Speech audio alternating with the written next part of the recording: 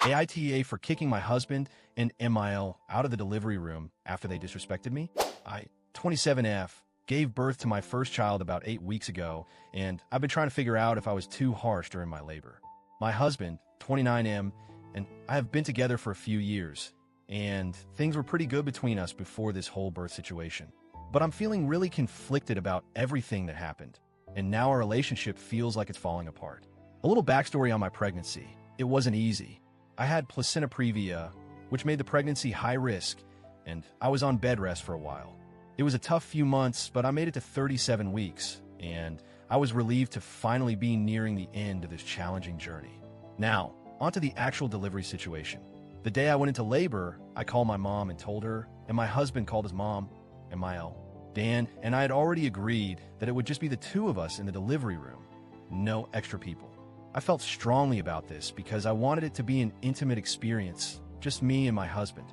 But then, when I was in labor and things were starting to intensify, I was shocked to see my MIL arrive at the hospital. She came in with a big smile and said she came to help. I was caught off guard because, again, my husband and I had already agreed it would be just the two of us. I told her politely that I wasn't comfortable with her being there and explained that it was a decision Dan and I had made together. She wasn't having it, though. She said she'd traveled all this way, so it would be rude to make her leave.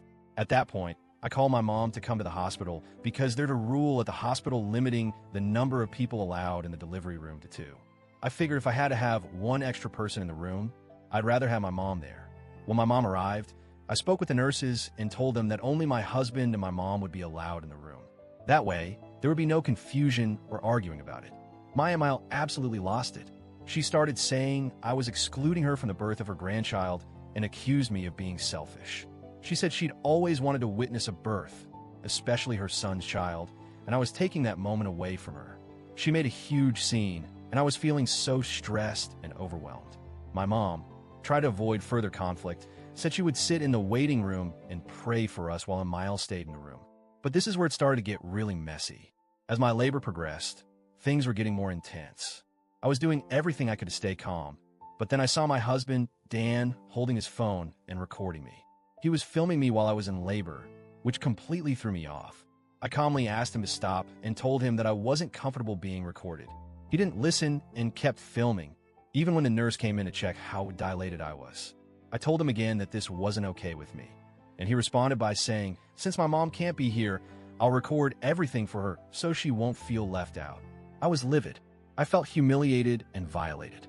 When it came time for me to start pushing, Dan was still recording me with his phone. It was invasive, and I couldn't handle it anymore. I told the nurse to take his phone away and stop any filming, but he said I was ruining the moment. I finally snapped and screamed at him to get out of the room. He wasn't respecting my boundaries, and I was done. A nurse escorted Dan out of the room, and I felt an overwhelming sense of relief. I wasn't going to let anyone disrespect me in such a vulnerable moment. Fast forward to after the birth. When I was moved to recovery, Dan still hadn't shown up. He didn't come for hours, even though I kept calling him. When he finally arrived, he was furious. He said I was selfish for kicking him and his mom out of the delivery room and that I had excluded him from the birth of his son. He was hurt, and so was his mom.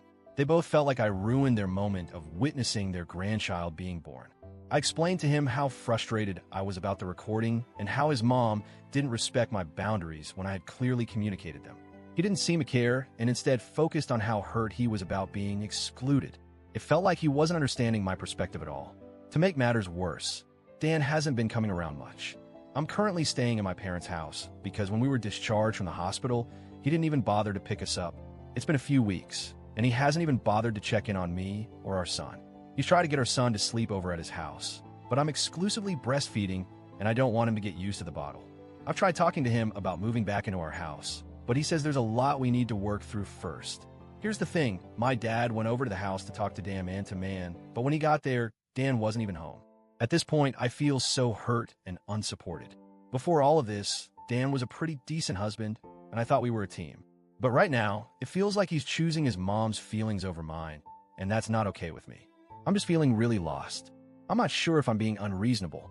Was I too harsh, kicking Dan and his mom out of the delivery room? Should I have just let things go? I'm honestly wondering if I've made a huge mistake here. AITA for doing what I did.